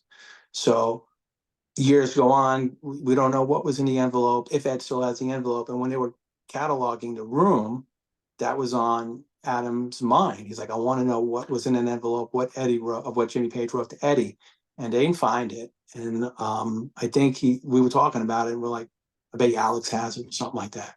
So we never found out, but he said that was like one of the coolest moments for him, witnessing that, being like, giving it to Matt and saying this goes to Ed. It was from Jimmy Page. So that was cool. So all those kind of stories, hearing that stuff is just like goosebump stuff. Right. Yeah. You can imagine, Ed, loved Jimmy Page, and Right. and his brother loved Bonzo, and that's such a cool thing if you think about, like, Bonzo's kid is the guy up there doing that, and that's Alex's hero, his dad. Yeah, it's the whole 6 degree of music separation is kind of cool.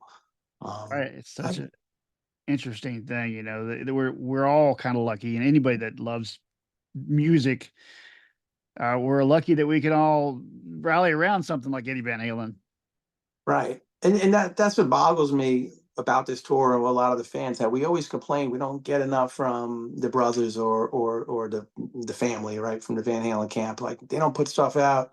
Cool stuff comes out online, they take it down. It's licensing, it's this, it's that. And then, got Sammy doing this tour, kind of waving the flag a little bit. Maybe it's the last time, keep saying you get to hear these songs with with a cool band, with cool players. And like, for people not to go like, oh, the tickets are too expensive, or this or that, or Joe's not playing the Frankie, whatever. It's like, for $50, get a lawn seat and go see this. Like, if you're a diehard fan and you're a Sammy fan, if you're a Dave fan, like, not to see this tour, you're doing yourself a massive injustice. Now, if it sounded like shit and Sammy couldn't sing and Joe and Jason didn't have their shit together, I'd be like, don't go see it. It's terrible. But it's quite the opposite. So to not go see it at this point, I think it's kind of foolish. I think it's a great summer show, great songs, great players, and it sounds fucking killer. So I think anyone who doesn't go see it you might regret it, kick yourself in the butt afterwards. Well, I figured that, when it first was, even after the Joe thing on Stern, I thought, I know Joe Satriani. This guy is the pro of all pros. He's going to get it together and it's going to be killer. We all said that. Alan Garber said that. I said that. You said that. But like, give Joe 6 months with these songs. Throw Stern out the window. He hadn't even rehearsed the songs. Give him 6 months. Trust me, he's a professional. It'll sound great. And guess what? The show I went to sounded great. Well, So and I even reached out to his publicist in the process, trying to figure out when it could possibly get him, right? Because right. I knew he would have to prepare, right? And I knew he wouldn't be trying to spend much time on anything but that for a while. And Right. she had originally said that I could get him when she came off that tour with Bye. And then of course I didn't get any response after that. So I figured, this guy's busy. Yeah. We said that earlier. He came right off the G3 tour right into this. And I think he has his own tour, maybe. They're going to Japan after the West Coast. We were just talking about this. They're going to come back. If you see him in Nashville, that's awesome. I'm trying to get to another show. I'm trying to see logistically where I can go. They're going to the West Coast. They're doing Nashville. Then they're going to Japan. So you might not get Joe to maybe the end of the year, but you got to get him. I'll get him. I'll get him eventually. Yeah. I just, it will be almost more interesting to have him post. I agree. I agree with you because you'll have the full story of how it started, how it's going now, and where it ended after Japan and stuff. Right. And I think that retrospective and collective process of how it started from Stern, from the inception, which is the car, to where it ended up. Like even now, my show, the 8th show, I keep saying my show at Homedale, there's a guy who uploaded the whole show pro shot. So whoever wants to go on YouTube, July 27th, PNC, New Jersey, Homedale. Show's great. The fucking playing is great. The sound is great. Everything's great. So my show was show number 8 into the tour, and it was like a machine. So now the rest of the tour, like if you can still see them on the West Coast or in the Midwest, I think my friend Steve-O's going Saturday night outside of Chicago. I think, Kurt's trying to get tickets. They're playing Washington the second week of August. Then they're going to LA to play in the Kia Forum. So like those shows are going to be even better than the show I saw because every night just gets better, right? The band gets tighter, get more comfortable with the songs. They're comfortable with the songs now. So I can't imagine it getting worse. It's only going to get better as the tour goes on. Just got to hope Sammy holds up, which he should. So, you got to get a ticket and hopefully I can catch another show somehow. Yeah, I was gonna say Lori told me that. I'm pretty sure Lori Tucker, who's been on here with us, was on our thing, the birthday celebration. Lori was the Harvard teacher in the jail cell. Anyway, right. Lori and Amanda, our friend Amanda Peters are supposedly going together. That's what I think she told me. Yeah, so, I think she is going to the shows out in LA. So I mean, by that time, I think that's like the 17th or 18th of August. So it's the end of this. We're in August 1st today, 3 weeks. Mm-hmm. That's going to be killer. That's going to sound great. And they're playing the Kia Forum. That holds a lot, right? That's a big arena.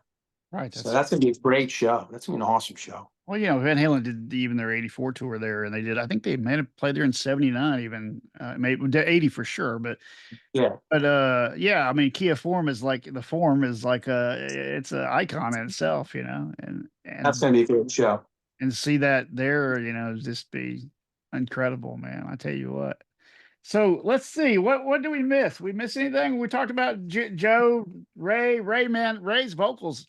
I think he sang a line on "Why Can't This Be Love," if I remember right. Yeah, that was the one because he played keys on that, but he played guitar on "Summer Nights," which was really cool. It filled it up a little bit, and he sang, almost all the background vocals with Mikey, and then he sang, like you just said on "Why Can't This Be Love." I think he sang more, but his voice was great. Him and Mikey, killer. The harmonies were great. The keyboards were soulful. And then he played guitar on a couple songs. I know for sure Summer Nights he played guitar, and he played guitar on another song. So ultimate weapon back there, which is great to have. Right. And like we said, instead of Sammy having to sing the backgrounds, all of them with Mike. Right. And playing more guitar. Sammy didn't have to play guitar. He only played guitar in his songs, 55, which was great, One Way to Rock, and Heavy Metal. Those are the only 3 songs because they were his songs. And they sounded great. But he didn't have to play on "Why Can't This Be Love" and some of the other ones. So it freed him up to do more stuff. Right, right. That makes a lot of sense too when you think about a song like that. To be out there Right. doing the front man thing, it's a little more. It was cool because during those songs, everything was 5150 time. So it was cool. Like during Best of Both Worlds, he got the walk going in front. During Why Can't This Be Love, he didn't have the guitar on, so he was going out, he was signing stuff, he was getting the crowd amped up, and those guys kept it full. It sounded really full. That was the best part of it too. Besides the playing between Joe and Jason, that keyboard player just the whole thing was full. Yeah, I was gonna say there when I saw Sammy Dave tour back in 2003, I think it was. Yeah, 2003. I I tell think you that what, was man, it was one of Sammy's best shows I've ever seen. You know, it was a real party, and it was very similar. But of course, he was younger then too. And right. Roth was a man out of time that night. It was like, it was such a hard tour, I think, for Roth because he was sort of I that. heard that about that. I didn't see that tour, but that was the tour. They every night they would flip flop who would open and headline, right? Yep, yep, I heard Dave had a tough tour, and I heard Sammy was great on that tour. So he was. Yeah, I think Roth. unfortunately, What happened is you made that transition with Roth from '03 to '07, and when he came out in '07 with Van Halen, man, I was shocked how good he was. I mean, and how right, much he stayed on the melodies, and because that all went out the window eventually. right, But for those 2 years, unfortunately, yeah. Eddie wasn't a 100% at that point. But If you would have got 15 Ed with like '07 Roth, it would have been like ultimate. The only that'd have thing been missing, yeah, just Mikey's the only thing that would have been missing, but whatever. But yeah. yeah, Roth, like that last tour I saw, it was tough, man. He had a tough night, 2015. It was almost hard to listen to, Hmm. but the music was Ed was phenomenal, Alex, Wolfie, like everything. The other three parts of the machine were awesome. Just Roth was just so there's no way he could do it now. I mean that was what 15. That was 9 years ago. He can't do a tour like this now. No fucking way. No, I love Dave, and like we said right off the beginning, Dave is the reason we're here. I mean, we wouldn't be Yeah. here without Dave and Eddie, and so before anybody gets all wound up, Right, right. remember, This isn't a big Sammy pitch thing. That's the other thing. I was joking around. Caleb was joking around with me saying, like, "Oh, you're really pitching the Sammy stock." I'm like, I'm a Dave guy. Like, yeah, right. I just I just happen to think this show was great. It And is. I'm stoked because the fans are thirsting for this. Since 2020, all we've wanted is something, right? Just either a tribute show, a tour. There was all this talk about this, that, and the other thing. Nothing ever, the kitchen sink. They were trying to do it with Jason Newsted and Alex and Dave, and like nothing ever happened. And now it's 2024. And Sammy and Mike are like, we're gonna do it, right? So they were on Eddie Trunk a year ago. I remember watching Eddie Trunk, that episode where Sammy and Mike were like, screw it, we're gonna do it. We're gonna do our fucking tribute for Ed. And we're gonna do a summer tour, and it's gonna be a blast. And I said, I'm in. That a year ago, I said, I'm in. Whenever that is, whenever the ticket is, if it's near my house, I'm fucking going, especially if it's a summer show. And it was everything I hoped it was. So Yeah, for that alone, I have to say the same thing, man. It was everything I hoped it was, and like I said earlier, you were one and done, and now you're looking for number two. I'm looking for number two. Yeah, I really am looking for number two, but I'm gonna probably do like you talked about earlier, trying to wait until I get close and unless I can find something. What I usually do, especially if I've already seen the show, my wife already went, I'll try to get a Do one single. Do single. just Day of the sing. show. That's what I do. I did that with Kiss for their last tour. You do the day of the show, 2 o'clock, 3 o'clock, 4 o'clock. They start releasing seats. After they set up, they do this stuff, they hold back some seats.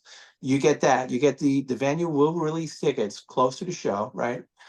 And you get people reselling who aren't selling them, so then they start dropping their price. But you have a better shot getting a single and a resale at a decent price and a good ticket. So if Right. you're doing a Nashville show, yeah, that's the way to go. I tell you what, I've gotten so many first 10 rows doing it Yeah. last minute. I would with these I got in the fan clubs, I got free sale, but I pulled the 12th row. So I was ecstatic. That's I killer. was so happy. Yeah, I got lucky. It was awesome. Yeah. Well, I appreciate you coming on and doing this with me. This is the first one I've ever done. I just Constant felt review. This could be a new like thing. you and I thought, but you and I thought it needs to be talked about. I agree with you, Jeff, because I was reading in the beginning a lot of the negativity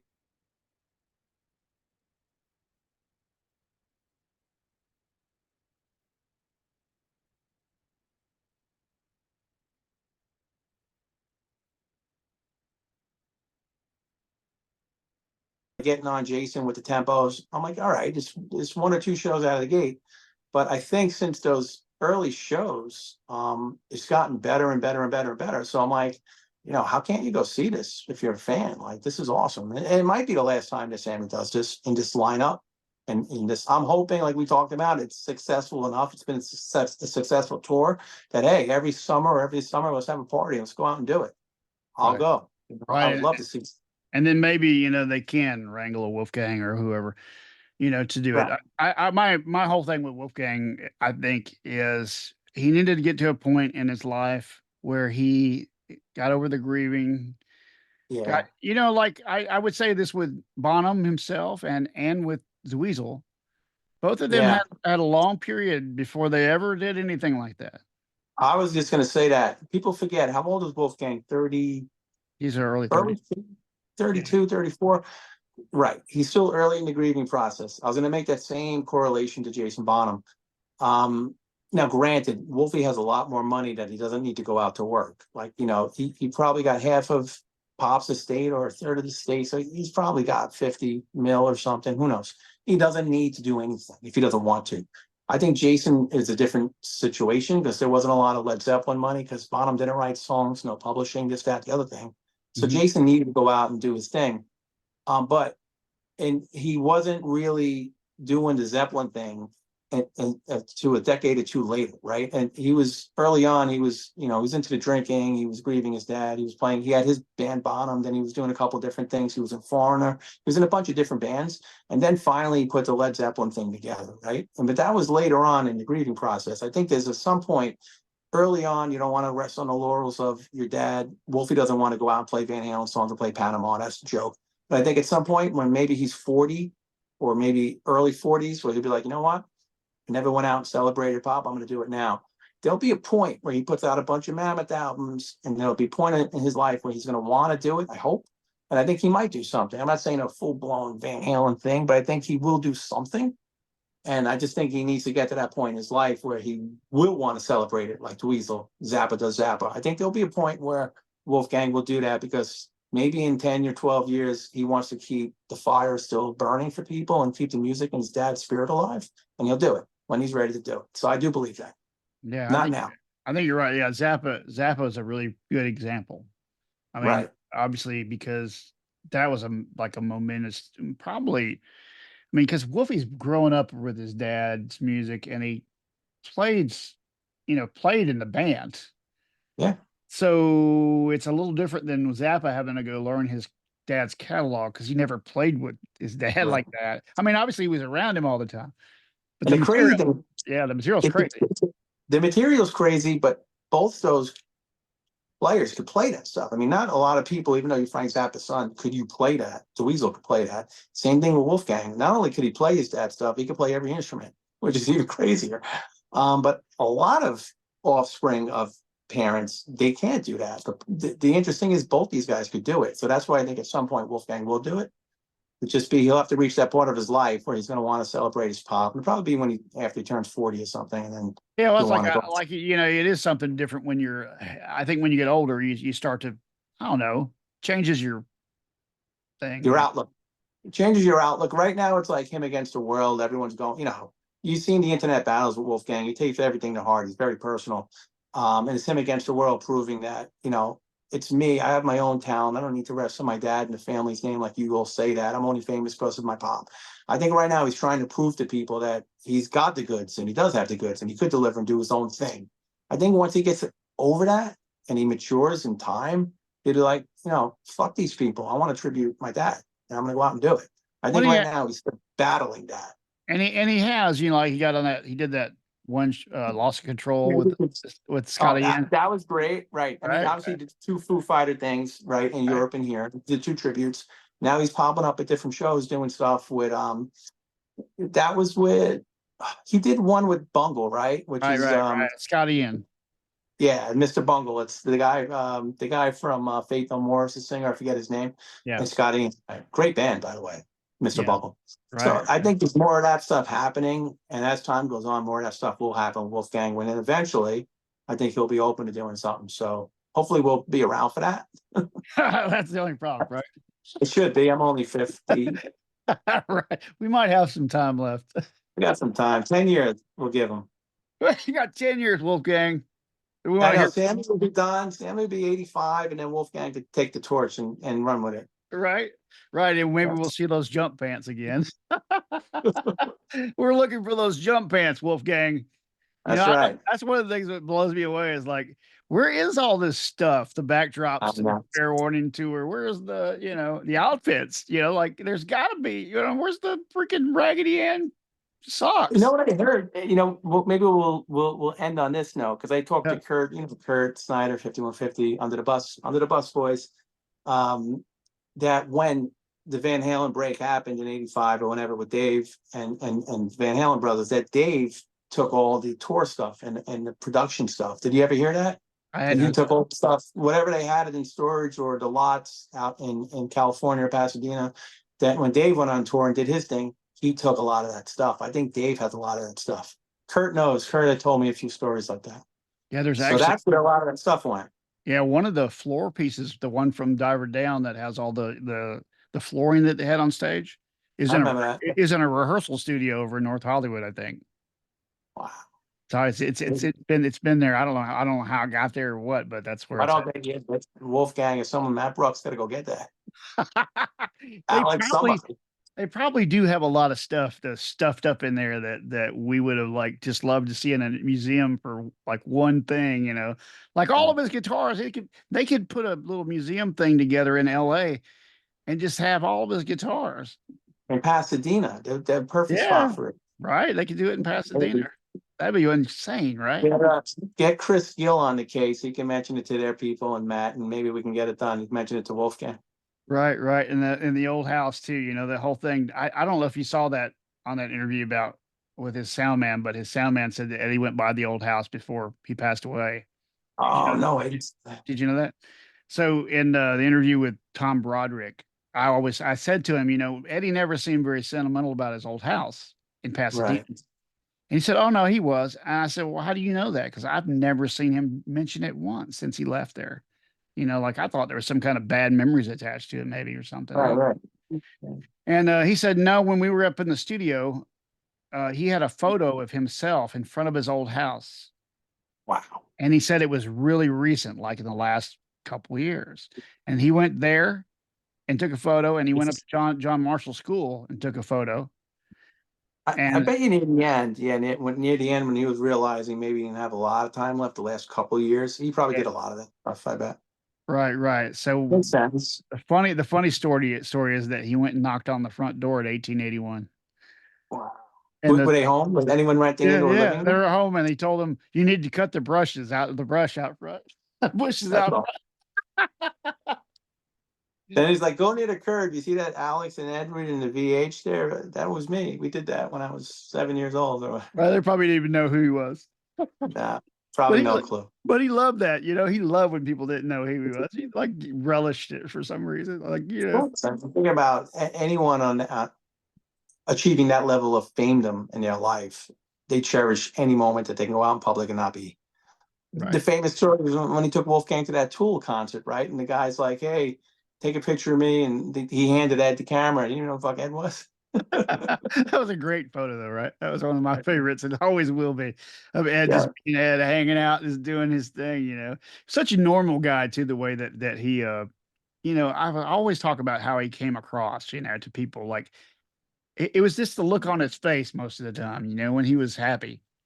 With Sammy, that's one thing about Sammy is that love affair in the beginning, man, was strong. They oh, it loved each was. other, man. And it's When sad that things were good, it was yeah, great. Yeah, when it was good, it was great.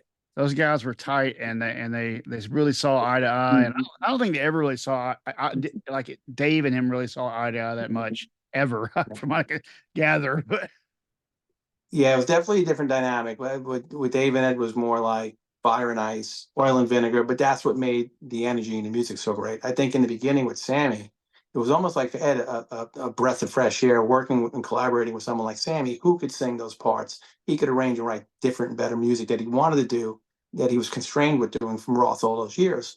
So in the beginning, obviously, it was a great marriage as the second formation of Van Halen, but Then near the end, it got sour, obviously. But I think you're right. In that beginning, those first three albums, right? 5150, OU 812, and Foreign Unlawful Carnal Knowledge, the chemistry was awesome. And the music was awesome. You saw that. And you could see those guys were just having a great time. It's one big party. Yeah, And and then eventually, when they played Top of the World at the show, that was like for me, like, hearing the echo of the jump, the jump closer riff, a little opening string riff in the beginning, just how that song sounds and feels, and the verses and everything. It's just a classic rock hit, man. It's just, and Eddie always talks about his favorite songs of Wolfgang's before he passed. He had a few favorite songs, and his son was always talking about which ones they were, and they were always right, the more poppy things with the more melodic solos and things that right. we heard a lot in the Sammy era. I agree. Yeah, It he was loved. great songs, and that's why really, again, anyone who's a fan of that, especially that era of music, the Sammy era, you got to go see the show because Yeah, you just got to go. yeah, especially if you were. But yeah, I mean, I appreciate you coming on, man. I know you got to get out of here. Yeah, I gotta head out. I'm gonna get up early for work tomorrow. But Jeff, this was awesome. Thanks for having me, brother. Thank you, And buddy. I will do it again soon. This is the inauguration of your concert review series, so maybe I'll come back on later on and we do another band, maybe George Lynch, the finale of George Lynch Mob. We'll do Lynch that one. Mob, right? Well, we could do those. I could do concert reviews. I just never thought of it until this one. But No, it's a great idea, bro. thank you, All man. right, man. I'm Have a, out, brother. I'll see you next time. You See you, got it, buddy. Jeff. Have a good night, buddy. Bye-bye. You too. Bye Bye. bye.